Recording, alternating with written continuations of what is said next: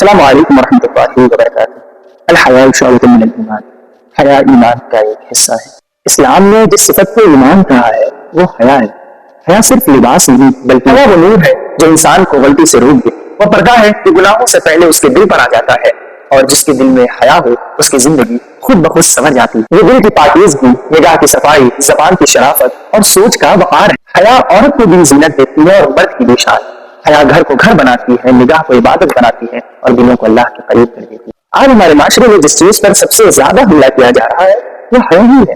ہاں وہ social media ہو، فلمیں ہو یا روزمرہ کی گفتگو، بے ہودگی کو فیشن سمجھا جا رہا ہے اور بے حیائی کو بولنس کا نام دیا گیا ہے۔ لیکن یاد رکھیں، جس دل میں حیا باقی رہی اس کا ایمان بھی باقی رہا، اور جس دل سے حیا چلی گئی تو وہاں سے خیر و برکت بھی ختم ہو جاتی ہے۔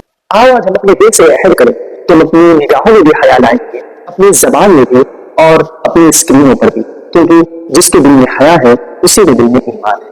السلام علیکم۔